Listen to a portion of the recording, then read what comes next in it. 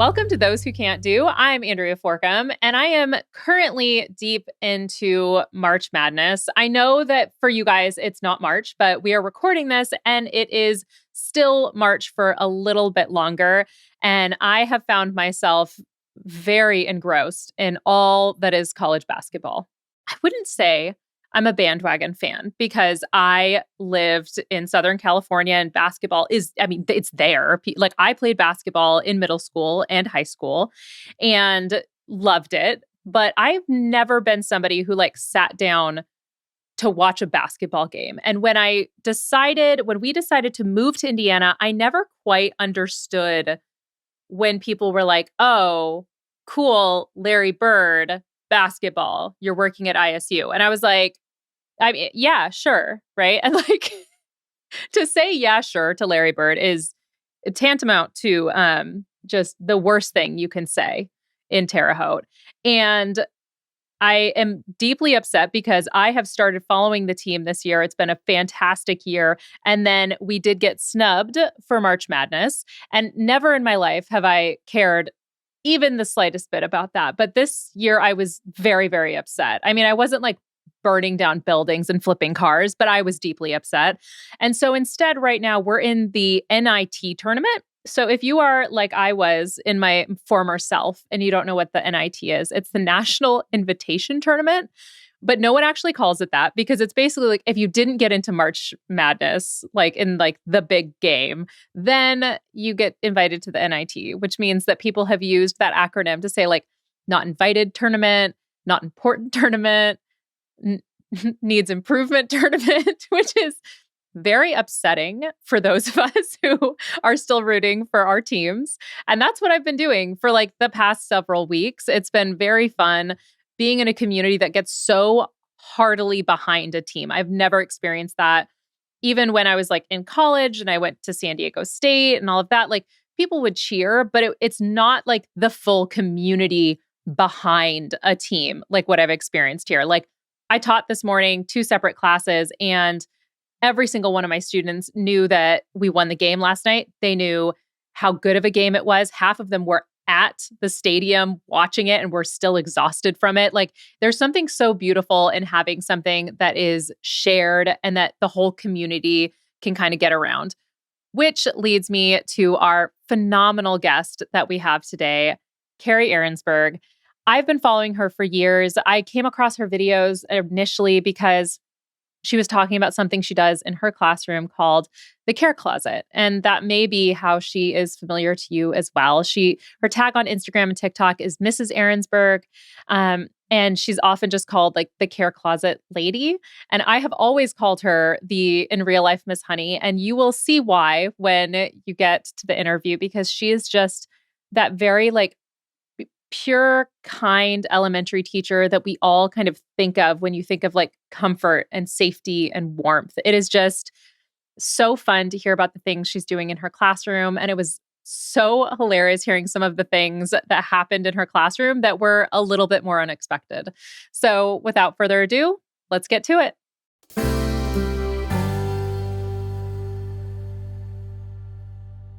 I am so excited about our guest today, Carey Arensberg.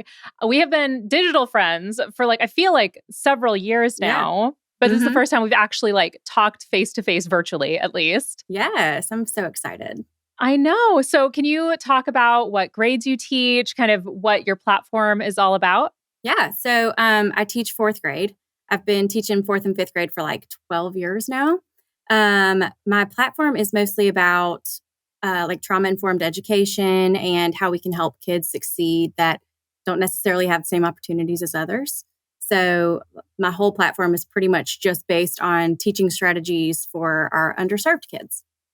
Yeah, and that's how I came across your platform initially. I think it was one of the videos with the Care Closet, which has, I think, probably been some of your biggest videos where you kind of explain your Care Closet or talk about it, answer questions about it. Can you kind of summarize what the Care Closet is and how you started that? Sure. So the Care Closet is this basically a massive closet in my classroom that it's almost like a grocery store for them now. It started out with kids coming in or skipping school because their hair wasn't done, or they didn't have a uniform piece, or they just didn't have what they needed. And so they were missing school. So when I asked them about it, like, where were you yesterday? Oh, my hair wasn't done, or I couldn't find my uniform shirt, or I didn't have any clean pants. I just started collecting items that I could keep in my classroom so that they could come in and do their hair here. Or if they needed a uniform piece, they would still come to school and they would just come see me first and get it taken care of for the day. And so it's improved their attendance a ton, but it has literally everything that you could think of at this point. We even had this super awesome interior designer design out like an organization system for it. And she donated it, and it has been such a lifesaver. That's incredible. Do you want to shout out the name of the designer? Her name is Sarah, but she does not want to be public, but we'll just call her Sarah. Okay. Okay, gotcha. So she wanted to remain private. That's just warms my heart. I know. I love that. She's so sweet. That's wonderful. And I feel like I'm in constant need of interior design help just because my brain doesn't work that way. My brain is just like constant chaos. So whenever I go into like spaces that are neatly organized and things are labeled, like it's so calming and peaceful for me. And Yes. I want to be that person. When she sent this design to me, I was like, oh my gosh, like I could have never thought about this design space. Like, I mean, I have some labels and stuff in here, but it is nothing like what she figured out. I was like, how did you do that? How do people's brains work like that? Yeah, no kidding. So how did you initially fund the care closet? Because I think that a lot of teachers would love to do something like that. But my first thought is like, man, I used to buy just bags of chips or protein bars for my students, and then they would bring all their friends, and then everything would just get depleted in a day. And I'm like, okay, I can't afford to keep up with this. Right. So it started out with me just creating I used to buy it all initially when it was kind of a smaller thing. I would do like Target grocery orders to our school with some items that we needed, but then it became a thing where kids would see somebody else using it and they're like, well, I need that too. So I started an Amazon wish list and I sent it out to just my friends and family that were on social media. And they did a really good job of helping me keep it filled. And then I reached out to like local churches, or I would reach out to a local business or like a dentist office and say like, hey, if you have any spare toothbrushes or toothpaste or floss or anything, we'd be happy to take them off your hands. And so just through my friends and family at first, sometimes in the community, we would reach out and just like put a blast out to our city and just be like, we have a bunch of students that are in need of things. If anybody could do a food drive for us or a coat drive for us, we would be appreciative. And so we ended up getting a good amount of stock. And then I just kind of keep a running Amazon wish list all the time as we get low. And we still do have a bunch of local churches and businesses that still do drives for us and help us keep our food pantry alive. That is awesome. So now, did you grow up in the community that you're working in now? No, not far from it. This is the area that I teach in it's kind of a forgotten area in our city. But it's amazing because it's just a couple miles away from where I actually live now. And I think that there's so many people that don't understand that this side of life is just down the street from them. So I work really hard to try to spread awareness on, adversities that people face if they're from generational poverty or from more traumatic backgrounds that, some people that live in their little bubble just don't understand goes on right down the street from them.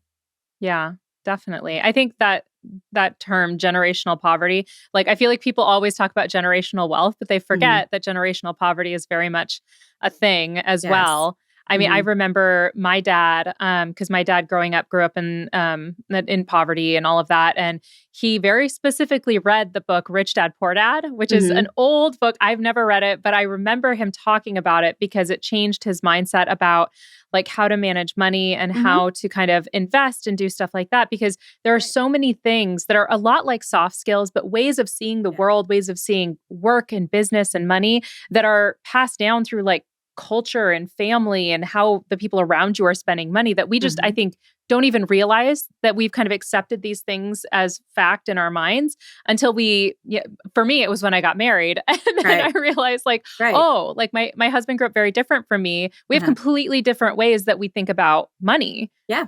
So it's amazing. It's such a complex social issue, really, that like, Oh gosh, so many things go into generational poverty. And it's so many people are like, oh, you should just work harder or you should just do this. And it's so much more complex than that. And once you like dig into it and understand it, like you understand people's behaviors on why they spend money a certain way because each social class has these sets of rules that they spend money on. And it's really fascinating once you really dig into it about Yeah. and you start to understand like, oh, no wonder your money is mismanaged or oh, no wonder the wealthy have all these elaborate trips and things like that. And so really it's so complex. It's just all Yeah. over the place. I agree. Yeah, it's wild. So what was school like for you growing up? Do you feel like you grew up in an area where like you didn't see as much of the generational poverty or did you see a little bit of that in school as well? Oh, I really did not, I didn't see much of it. I grew up in a smaller town that didn't have too many struggles. Um, and so it wasn't until I went into my student teaching that I was placed here at this school that I'm in. I've never left this school. This was the first place that I really walked into that it hit me like a ton of bricks. And I was like, oh my gosh, this is totally different from how I grew up. School for me was okay. It wasn't great. I am late in life diagnosed ADHD, which, Oh, twins. right? How many times do people tell you to just try a little harder? Right, Just focus exactly. a little more. Yep. So I never really felt like I had a real connection with any of my teachers. Nobody ever really Mm. put forth any effort into trying to make a connection with me. So I feel like I just kind of floated by. I didn't love Yeah. school. And when I had issues, it was pretty much just like handle it by yourself type of thing. And so Yeah. when I decided to become a teacher, I was like, I won't be that way. I will put forth the effort to recognize when someone needs a little something extra from me. Yeah, 100%. You know what's so funny is like I feel like as teachers we all have our blind spots and my Mhm. blind spot I think because of a similar, educational experience as you where I really love the kids and enjoy working with kids who have gone through a lot who, Mhm. maybe are neurodivergent, they have other things going on and they need a little bit more of that extra help. Where my blind spot was like I would have those type A kids that really, really needed to be challenged. And I'd be spending so much time on the kids that were really struggling that I would Mhm. be like, oh, dang, like that kid's bored to tears right now because Yeah. I'm spending so much time with these, six kids who need so much of my attention. Yeah. Have you had any challenges like that in your classroom? Yes, I do. I mean, it's sometimes, the easiest thing to do is to spend time on the kids who struggle and just forget to reward the ones that are always doing the right thing. Yeah. That I feel like is the most difficult part for me because there are so many kids that I serve that have really extreme emotional needs or are very neurodivergent. And so the kids that will just sit back and constantly do the right thing, I always have to remind myself, like, what am I doing for them to show them that I appreciate them making my job easier? Yeah. So I started like a leadership club where those kids get to do kind of special things around the school um, without it putting a ton of extra work on me because my struggling kids really put a ton of extra work on me. And Right. so if they just get to go out and do a little thing, do a couple things, or honestly, some of my leadership club positions kind of help me in my classroom, organizational Yeah. things. And it's just things that the other kids see them doing. They're like, oh, I want to do that too. And I'm like, you better start doing the right thing. Right. Yeah. So yeah, it's difficult when you Yeah. have so many that need you. Yeah, I think it just and it's for everybody, because we're teachers are human and we know how we were as students. And Mhm. it's so fascinating to me because what I notice is that we as educators do tend to meet the needs of students that remind us of ourselves Yeah. sometimes a little bit more readily. And we have to be so much more intentional when we're Right. working with students that are just like, we have to work harder to understand how their brain works. Yeah. And like for me, I just remember so vividly when I was in school and I would do my homework. I would come home, I would do my homework, I would get it done, right? Like it wasn't Uh-huh. to anybody's standards, but it was done. Right. And then it would sit on the table where I did it. And then I would go to school and then I would get a 0 on it. And my mom would be like, you did it. Uh-huh. Why didn't you bring it to school? Like, I know I saw it. And I was like, yeah, I did it. So why should I lose points? She's like, you have to put it in your bag. And I like, of course, Mhm. I've seen so many like memes and stuff of like, hey, all of you people who just shoved paper into your backpacks, where are you now? And I'm like, With I'm a a bag that looks yes, like this? exactly. That's where we are. Exactly. We're all educators. And I'm Yes. like it's a great visual of like where my brain is. Like, Yeah. and it get definitely ebbs and flows with the level of stress I have in my life. Cause, Yes. as with a lot of people with ADHD, I need a certain level of stress and urgency in order Yep. to Oh, get my me too. act together. Uh-huh. And so like if Procrastinators like unite. yeah, exactly. So if Uh-huh. I'm just like everything is calm and chill, it does not mean my house is going to be necessarily clean or my house is usually fine. It's usually my car that it's out of sight, out of mind. If I see it like in my house, I'll clean it. But my Right. car is like I have a babysitter that took my kids to Chick-fil-A right now while we're recording. And I was looking at my car and realizing how embarrassing it is that there's like, I mean, my kids have every like Toy Uh-huh. Story toy that's in there and like lunch wrappers and homework from my daughter because I blessed her with the same brain that I had and like all I of have stuff one like that. also. I Yeah. have. It's amazing because I have now a fourth grader. So like I Wow. teach fourth grade and then I get to go home and still teach fourth grade. And he has Right. the same brain as I do, which is very just like forgetful and kind of lost in space most of the time. He is the Yeah. same way as far as like I didn't pack. Of course I did my homework, but it's just like I don't It's know. I somewhere. didn't turn it in.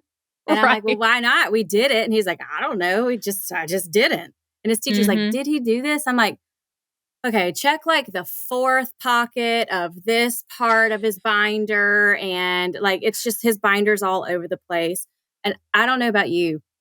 Speaking of your car thing, the way that my ADHD works is that like if somebody walks in my house and they're like, wow, this is really clean because all of my shared spaces are really in order, but my personal spaces, like my closet, don't look in there. Yeah.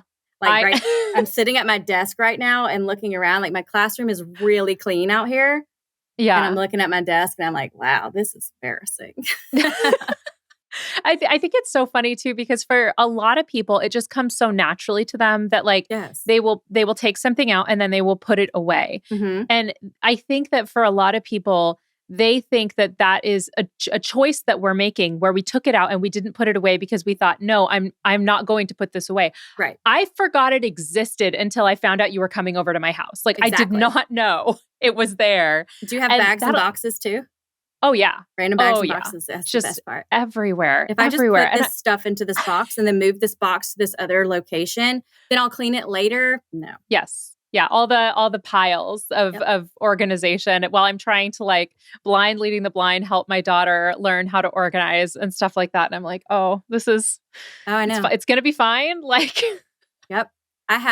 We have checklists at my house. I teach my mhm. students like these really great executive functioning skills. And I'm like, if Oh only I yeah. would just follow those. Right, Yeah. exactly. It's so funny because my daughter has started to already figure out some coping skills for it where I will be on one side of the house and I'll be like, "Hey, can you go ask your daddy to go grab the book out of the car?" And Hmm. she will walk from one side of the house to the other going, "Ask daddy to get the book out of the car. Ask daddy to get like well the entire way there because she Right. knows she'll forget." Hmm. And it was so funny because for my birthday, she decided that she wanted to throw me a big birthday party. And so she created a list and she's in kindergarten. So she's still Hmm. learning how to write. So Right. instead, she drew pictures of all the things she wanted to get at the store. And she gave it to my husband, Hmm. who is also ADHD. It's a house that we Oh, live. wow. So I don't have, my husband's not ADHD. So at least we have that going for us. There's one of us that Right. functions. Yeah, right. And so my daughter handed it to him and said, "I have the list, Daddy." And he's like, "Okay, great."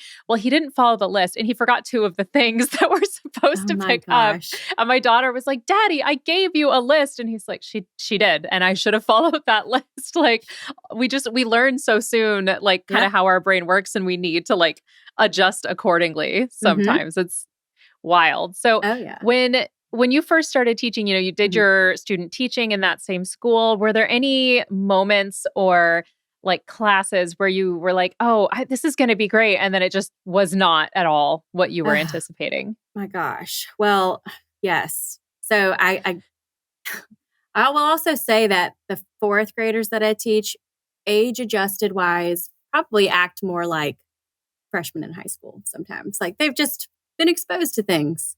And Gotcha. so I'm in there, like I have never really worked with this population and community before. And I go in and it's just like sunshine and rainbows for me. And I'm like, you guys are so sweet. And then one of the students passed me a profane note of things that he thought he wanted to do with me. Oh, no. And I was not prepared for that. And I just like turned it around and I was like shaking. And I just handed it to my cooperating teacher. And she was like, oh, really?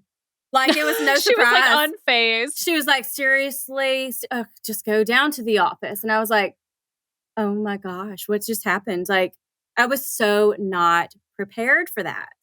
Or like, it's just, I learned quickly that, you just got to be prepared for everything. Mm-hmm. Yeah. And fourth grade is like, they're still so little. So you wouldn't expect them to be exposed to a lot of those things because you're thinking about like what you were exposed to when you were in fourth grade. Right. And, we were not exposed to things on the internet necessarily at that point. Like, I think that's probably one of the biggest things, especially in, because I've taught in a couple of very low income communities and the parents are working very, very long hours. Yes. I mean, I remember I had a couple of students where they would see their parents sometimes on the weekends, but I mean, parents were pulling double shifts on either end. Yeah. And so they had to do something to entertain their kids. So there was just a lot more screen time and they were unsupervised on the internet and they would come in with like some wild stuff. Yeah. Like, I mean, truly. And it's still such an issue right now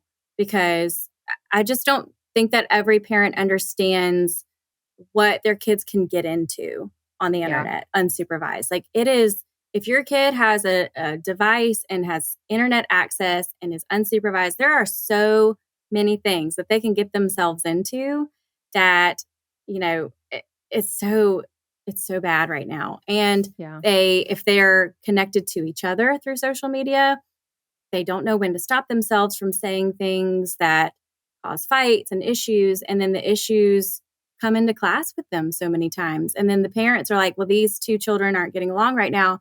And I'm like, well, they got along fine yesterday in class. What's happening? Yeah. And, they got in a fight on social media or they, and I'm just like, that was not social media. They're in here. Grade. Oh my gosh. It's amazing. Like I would say that probably 80% of my class has access to social media right now. Oh my gosh. Mm-hmm. That is always what I tell myself when I get a troll comment on social media. I tell myself it's like a small child because a lot of times I got a good one yesterday. Right. Like a lot of times it kind of reads like that. It could just be because it's, at least in my experience, I would say 90% of the comments I get are from either completely anonymous profiles that have random pictures and nonsense names or like 50-year-old men. It's like one or the other. I don't know. The older generation of women are meaner to me. I got one yesterday that was like a video of me in a dress, like just describing something. And the comment said, I think it was the one about me like describing what the care closet is. The comment said, is there pants in there? Because you look like you need some pants. And I look at the profile picture and I'm like, what? Oh my God. Like, what does that have to, what?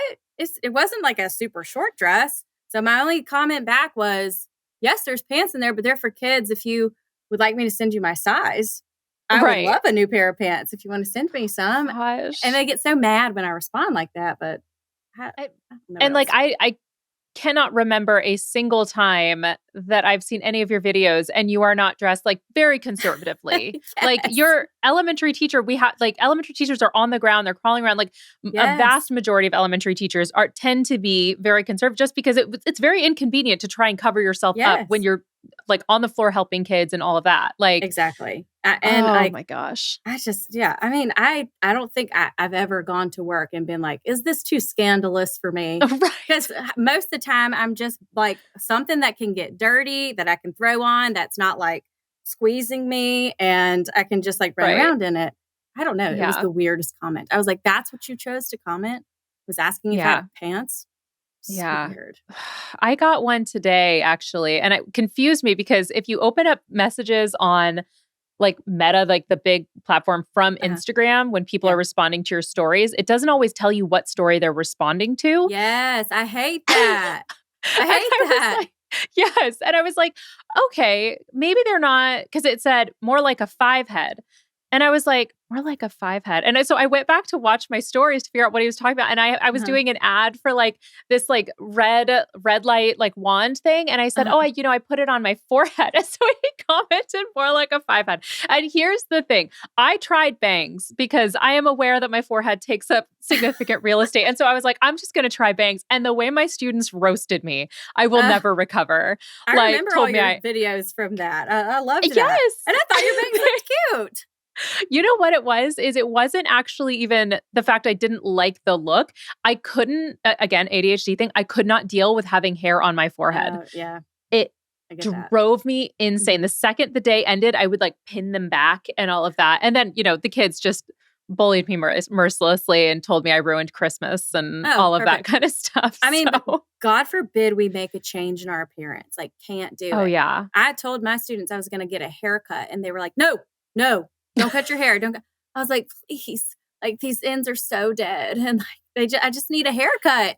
Or if I like Yeah. wear a different color, like a shade of lip gloss or something, they're like, "What's wrong with you?" I'm Didn't like, you have something recently on your stories where you had like a "Yeah, scab or you had something uh-huh, else going on with your lips yeah." I and they had lost their minds? lost it. I had like super chapped lips from like this super dry spell we had down here, and I had like a scab right here. But it was like, on your lips, like where it can't heal because it's Yeah. never dry enough. And like I like put a sports bra on and it ripped the scab off.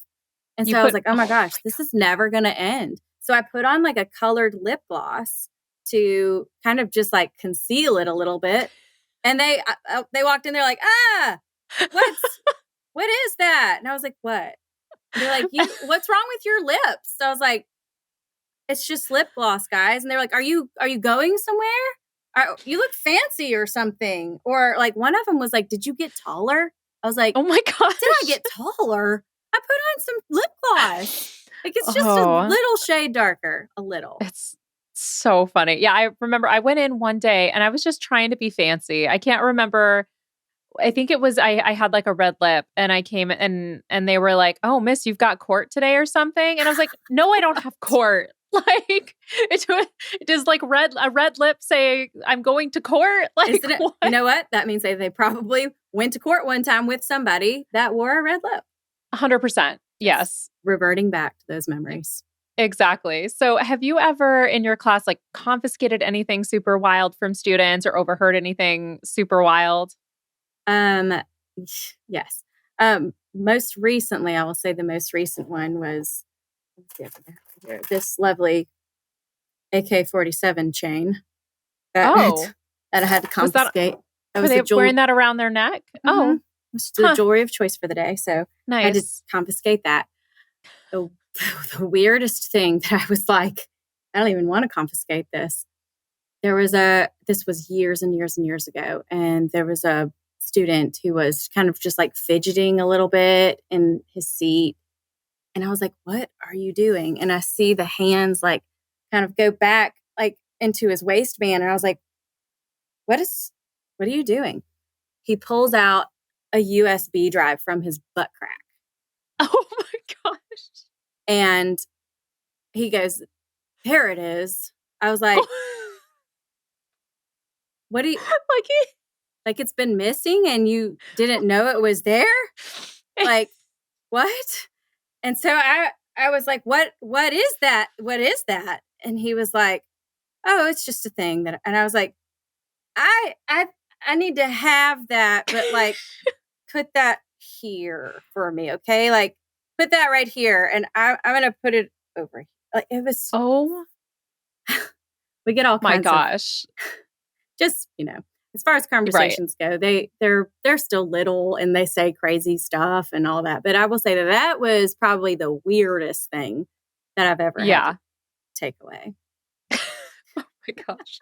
100%. That is I can say I don't think I've ever had a student remove something from an orifice in class to hand to me, at least. So I was guess we just should count amazed. our blessings. I was amazed that he couldn't find it.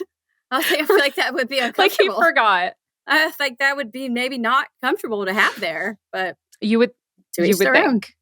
I guess. All right. I feel like that's a good place to take a quick break. So we will be right back. Welcome back to Those Who Can't Do. And I am so excited to hear a little bit more from Carey about what your philosophy is about teaching in the classroom, because, I think that a lot of us kind of try and be there for our students and try and make sure that we're meeting their needs. And, there's Maslow's hierarchy of needs and everyone learns that in school. But I think it's really inspiring to see how you're not just like talking about it, like you're actually actively like serving the needs in your community. So can you share a little bit about kind of your philosophy for teaching?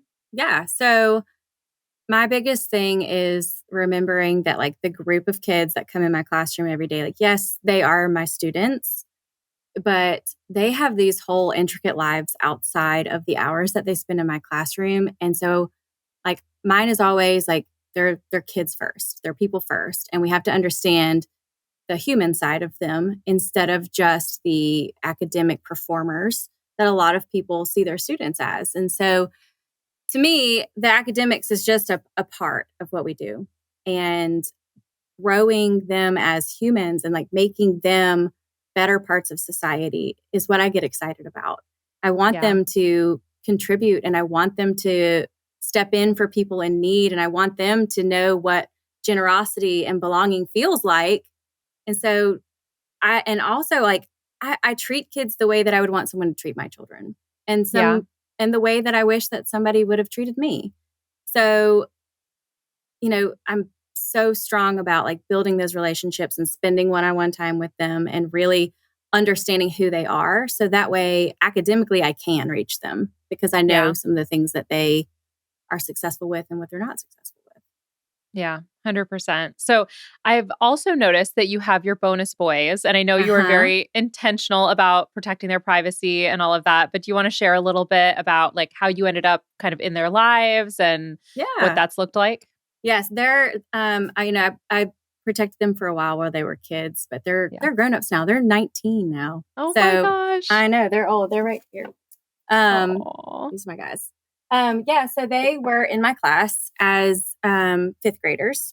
And one of them struggled behaviorally a little bit more than the other. Just had some anger that was going on, but was so incredibly smart. And the minute that I showed him like, hey, I'm on your side here. I'm rooting for you. Like, come help me out. I want you in here with me. It was like it switched so easily for him. He was like, oh, you want me here? Well, then I want to be here. Oh, you're showing me respect. Well, I'm going to show you respect also. And that was he was a huge turning point for me in my career at that time because it was one of those, like, I don't know if I can do this anymore. This is hard. But I was all academics all the time at that point. And then once I really got to learn about the kids in class and see who they were and where they came from, and specifically him, I was like, oh, okay, this is a new ballgame for me. Like once I understand them and they understand me, I can get so much more out of them and they want to learn. So with him specifically, the other one that I have is he's so calm and laid back and relaxed. And that was like yin and yang. They were complete opposites. But one was a little bit more academically motivated than the other. So academically motivated and angry, not so academically motivated, but very calm and cool. And they just challenged each other, but like kept each other on the right path. And they're like friendship goals. Like I've never seen a more perfect friendship than theirs. So they had a great year. They were kind of upset about going to middle school and leaving our school. So we signed up for Big Brothers Big Sisters. I followed them all through middle school, high school. They're in college now and doing grown man stuff. So it's really like I highly encourage always just sticking with those kids that, you see success with because they grow so much from it. Yeah. And I think that for a lot of teachers, like, I don't know, it always bothered me that I felt like, I would have these really tight connections with a few kids each year. And I'm like, why don't I feel like that with all of my kids? And I think Right. one of the biggest things is, number one, our time and energy is finite. Yeah. We can't be all things to all people all the Yeah. time. But there's also something to be said that there are some kids that need us a little bit more. Yeah. And there's personality differences. Like some people you're just going to click with more. And, Yes, you exactly. hope that there's going to be another Yeah. teacher or librarian or somebody else at the school that connects with the other kid that just doesn't click quite as much with you. Yes. Um, but yeah, because I can picture the faces of all the kids that, I felt like that really strong connection with. And there's Mhm. something just so beautiful and Yeah. special about like touching base with them later and hearing about Mhm. their lives and seeing Oh, them yeah. just do really well. It's like, oh, my heart. It's I so always cool. tell when I go like speak with elementary schools or things like that, and we talk about, teachers are mentors. And just because you are not following them for years and years and years on a one-on-one basis, like, we're all still mentors. We are all there to help shape lives and to help basically give a different perspective on a life that they might not have seen before. And it doesn't have to go on and on. And I think that a lot of teachers are really discouraged when they want to be able to change someone so badly, or they want to be able to be the one that turns you around. Like, but you can't save everyone. And you might not be their person, but somebody else might be. But they're not going to forget that you put forth the effort to try. And Yeah. so once you find those connections and you know that those connections are there, it's so rewarding, but it doesn't mean don't try with the other ones. And so Yeah. and I know that's easier than it sounds, because some of them are such a challenge and you're just like, you're Yeah. a brick wall. Like, do you even want me to try? Do you even want me to give you this attention? And they always do. I've never Yeah. had anyone say like, I wish that you wouldn't have checked on me, or Right. I wish that you would have just left me alone while I was struggling. Like, no one has ever come back and said that. I've actually had kids be like, I am sorry for the way that I treated you, but I was really struggling with a lot of things. Or Yeah. thank you for being there for me even when I was really challenging, because I know that wasn't easy. Because a Yeah. lot of when you're 9 and 10, you don't recognize those feelings, but then you grow up a little bit and you're like, oh, Right. that was a nice thing she did for me. Right. Exactly. Yeah. So I always just encourage, act as a mentor, even if it's not through a program, even if it's not, a one-on-one thing where, you'll follow them forever. Just do what you can for them. Yeah, definitely. And I remember seeing a couple times, and I think you've responded in TikToks and Reels about this, about how the parents of the community respond to you providing a lot of these resources. Because I know I've seen a couple people like get offended and say like, "Oh, if my kid came home and you had done their hair or you had Mhm. provided something for them, like I would be really upset and come and yell at you and all of that kind Right. of stuff." So, Yeah. what was that like? You have to be very intentional about involving the parents. So on my first like meet the teacher days, the parents that come in, I always bring them and show them the care closet, and show them like, this is what I have available. Nobody ever has to take anything. It's not forced. But it's easier than them not coming to school or you having to come up to bring them something. I always just get the parents kind of on board, like we're a team together, because really we are. The parents that I have very little contact with throughout the year, I've never had anyone complain about their child bringing something home. I send home the information about the care closet in newsletters. I, I've had a lot of parents, though, be very thankful, Yeah. especially for things like dinners. The closet is open. I don't ever like give the items. I'm not like, here, you need lotion, or here, you need deodorant, or here, take all these snacks home. The closet is open at a certain time, and the kids come back and they get what they need. So if a parent were to ever say, well, why did my child come home with a pair of socks? I would say, well, the closet is open. They just took what they needed. Yeah. So I've personally never experienced an angry parent about it. But Yeah. I think that that's because I'm upfront with them and we treat it as like a community resource Yeah. instead of oh, you don't have this here, let me give it to you because you're my charity case. It's not it's not like that at all. Yeah.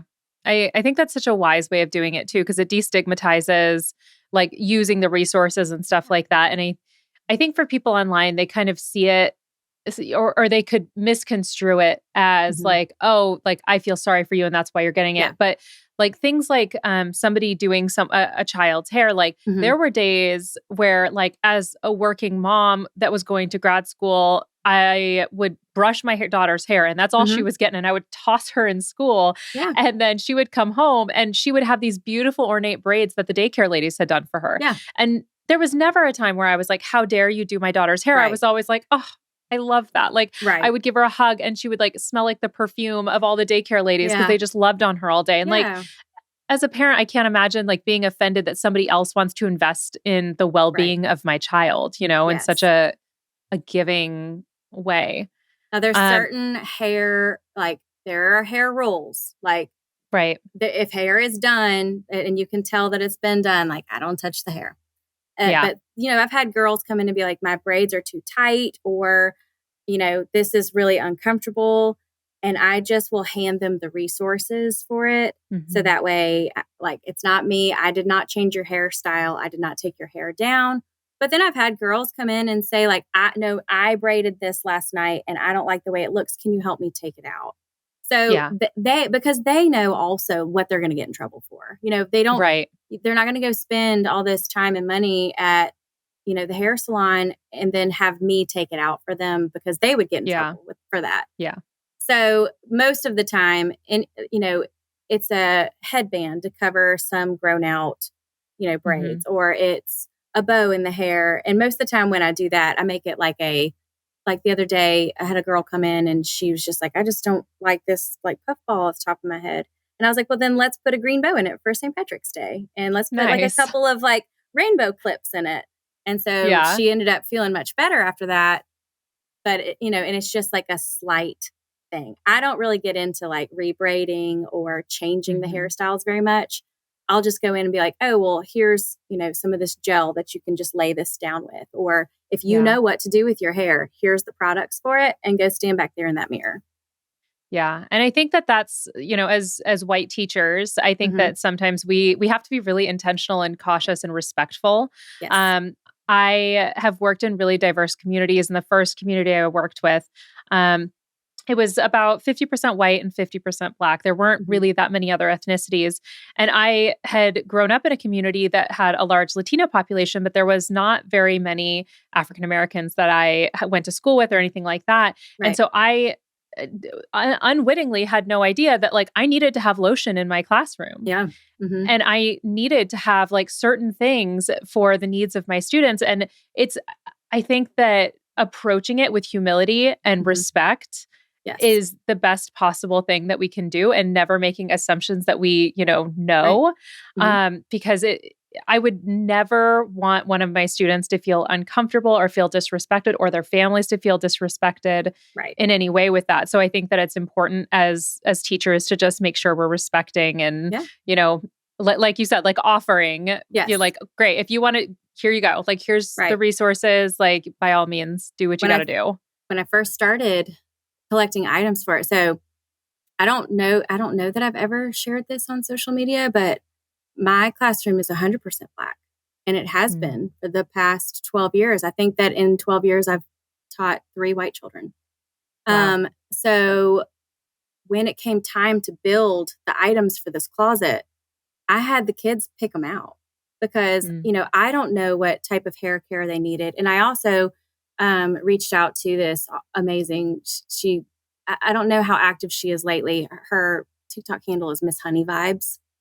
Okay. And she I think that she was like a behavioral therapist, maybe, or I don't know what her role was within her school, but she always showed these videos of her redoing children's hair in her office. And um, when it came time to build my closet, I reached out to her as a Black woman and said, I don't know. I don't know the products that they need. Can you give me some advice on how I can best serve these children and what products I'm going to need? So she gave me a full list of things that she would recommend. And then I asked the kids, what they use at home. So that way I could build the items that they saw that they needed the most on the list. So it wasn't like I was shopping for products that worked for me, because what works for me does not work for them. Right. And what worked for them won't work for me necessarily. Now, a lot of items are universal, but they picked out the lotion that was best for them, and they picked out the types of combs that they use at home. So I just wanted to make sure that I had all the items that they would use at home in here. And Yeah. so having them all involved in it was also a huge help. Yeah, that's awesome. So, if somebody was going to go about like starting their own care closet at their Mhm. own school, what are kind of some of the steps that you would encourage them to take to do that? First things first, get approval from your administration. Yeah. There's not everyone is on board. Not everyone's on board with that. And there's a lot of administrators that might say, like, don't get involved with that, don't get into that. Um, you know, I've heard a lot of stories of people going to their administration and asking, I'd like to get this started. And they're like, we're not going to be involved with that. We're an academic, building. We're not doing this. That they can save that for home. So once you get your administrative approval, like, you need to start kind of involving your students, and or looking into your community and saying, well, what is the greatest need here? Because not every school is in need of all the same things. And not every grade level is going to be in need of all the same things. So you just kind of have to get to know your students. Like breakfast items are one of my biggest needs all the time, because I have a lot of kids who are tardy, and if they miss breakfast, they come in my classroom. Instead of being hungry and waiting till lunch, they'll just eat some breakfast with me. Yeah. Or, certain hair care items are really popular, because they'll come in first thing in the morning, get that hair done, and then they don't have to worry about it the rest of the day. Deodorant is a big one, which, of course, wouldn't be needed in like a kindergarten, first grade. So just like making a list of the items that you've seen are important, like spare shoelaces, things that you wouldn't even Yeah. think of. Um, that's a great next step. And then, like I said, notify your parents, notify your community. This is what I have available. It's just to make everyone's life easier. It's not, Yeah. it's not a charity case. It's just so that everyone's life can be a little bit easier, and I can keep their brains focused on school, and I can keep them in the classroom. Yeah. So, and then just, build your list, reach out, share it with people. I am tagged in so many care closet videos now on social media, where they're like, I just started my care closet, or I saw Miss Arensberg's care closet and we started one here too. And so I always encourage them, like, tag me in that, and I'll, duet it or share it, or, make sure other people can help you fill your list. So Yeah. it's awesome.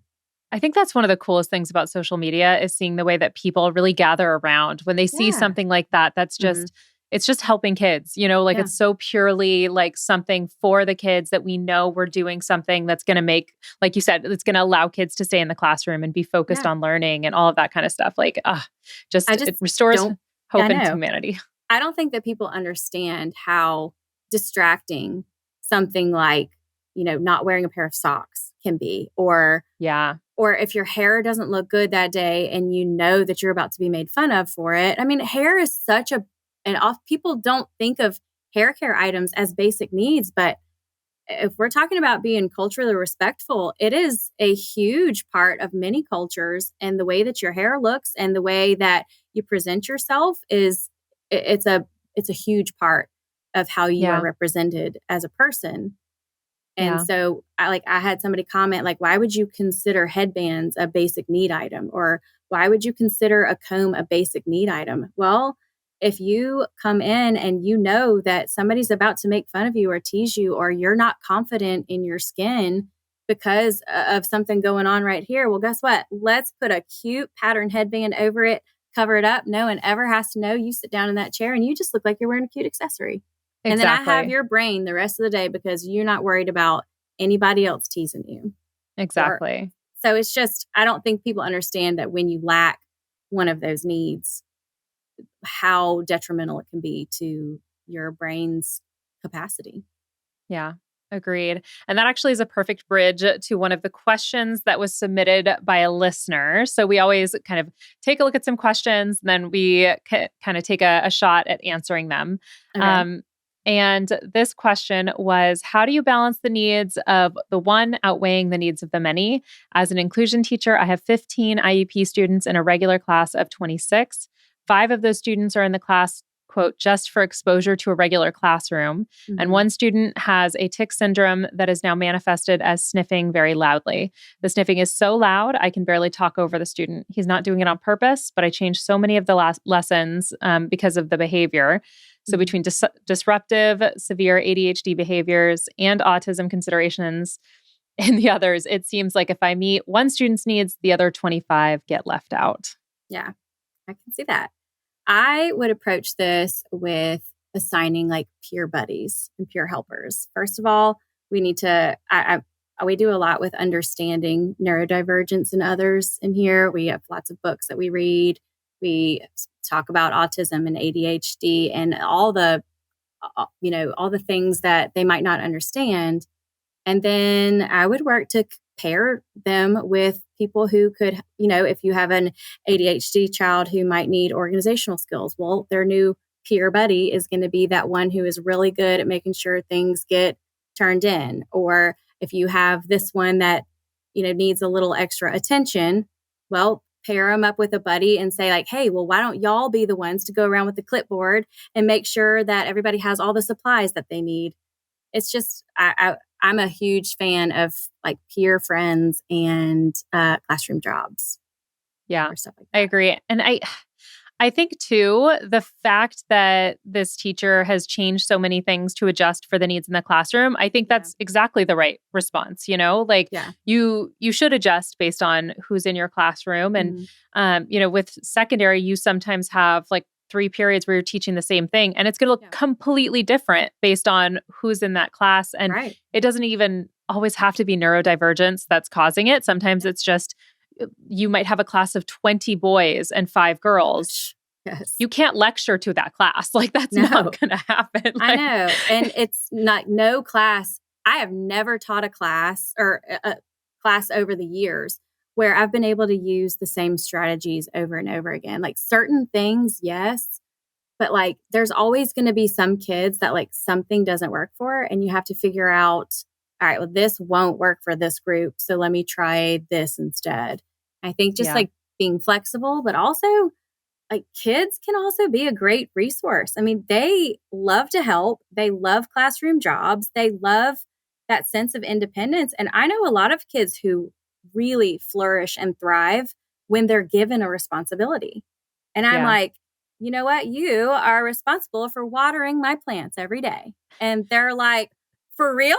I'm like, yes. And I cannot live without you. And if you don't water my plants, they're going to die. And I need you to please water my plants for me. And they're I like, love that. I got this. And so it takes a job away from me and it gives a job to a child that really needed one. Yeah. And they feel this sense of like, I belong here and she needs me. And I can't wait to be back. I can't wait to do that job again. Yeah. I love that. So Yeah. before I let you go, I would love to hear where people can find you, any big things that you have coming up, anything like that that you want to share. Yeah. Well, I think that I'm on all the platforms. I don't use them all equally. I just kind of got started with YouTube just so that people can share information easily. But yeah, I'm on Facebook, Instagram, TikTok, YouTube, Threads. I think that's probably a good roundabout of them. Um, as far as big projects go, I am really excited to be the keynote speaker of the Teach Your Heart Out Tampa um, That's conference where huge. they're going to leave Tampa and go on a cruise. So it's the big teacher cruise. And I am the keynote speaker for that. And Congrats. thanks. And I am working on a book about the care closet and the stories that go with it through Teacher Goals Publishing. So those are Nice. all really exciting things that I'll just have to keep everyone updated with. Yeah, that is fantastic. And doing Teach Your Heart Out Con is Mhm. is massive. I mean, how many people are you going to be talking to as the keynote? An entire cruise ship worth of Yeah, people, I like believe. thousands, right? Yeah, I think. Oh I my mean, gosh. I try not to ask those questions because I don't want to Right. freak myself out. I'm like, I don't care if I'm talking to 10 or 1,000. I'm going to say the same thing. I don't want to think about how Right. many people are going to be there. Yeah. So yeah, I'm excited. I've been doing a lot of their mini conferences and going to speak with elementary schools and things like that. So I'm really excited to do the one in Tampa this summer. I bet that's going to be awesome. All right. Yeah, Thank you so much, Carey. This has been so fun. it has been. Thank you for inviting me. Absolutely. All right, guys, we will be right back.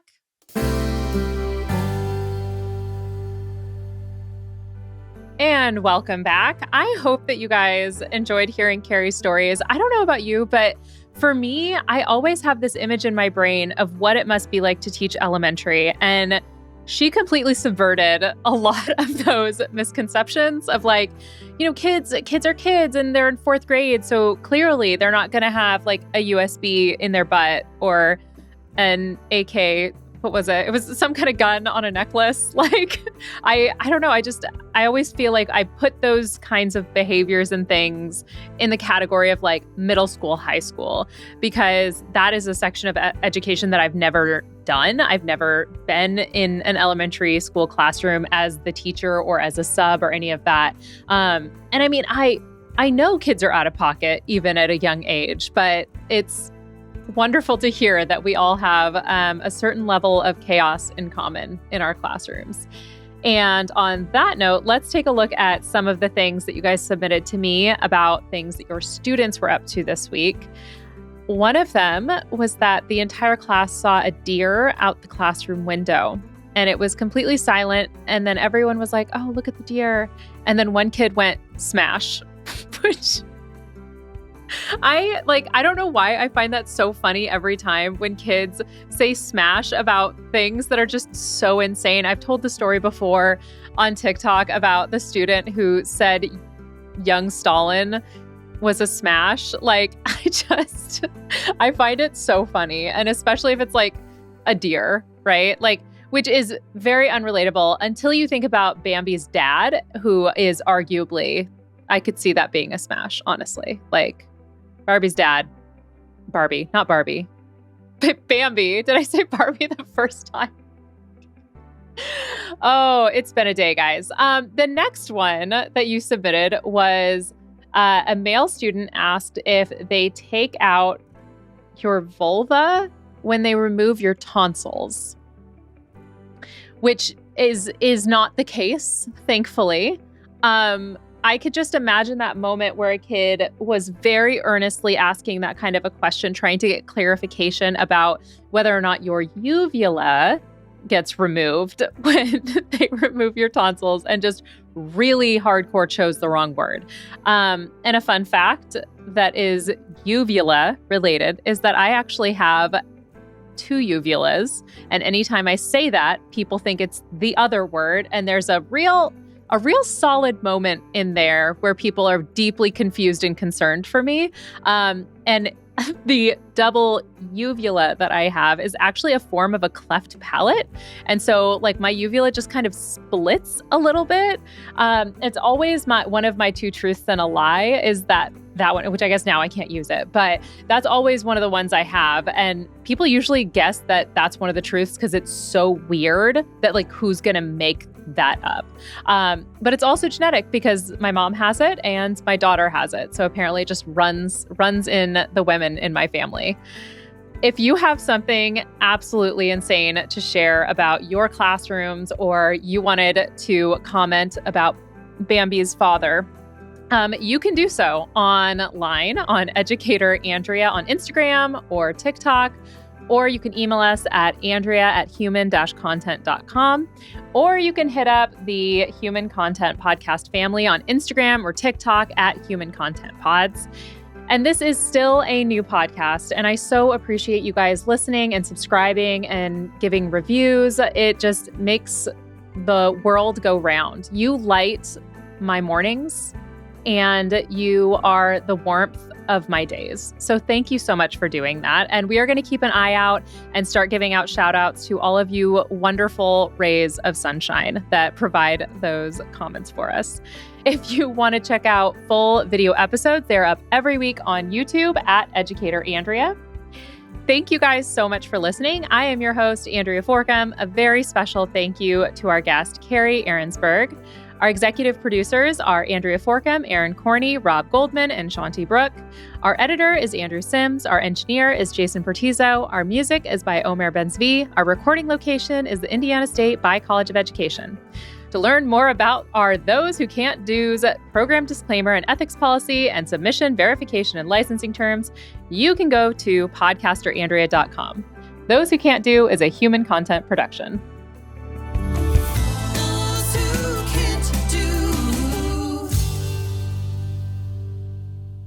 Thank you so much for watching. If you're like me and you're thinking, gosh, I really need more Those Who Can't Do in my life, you can start your binging right now by clicking on that playlist button right over there.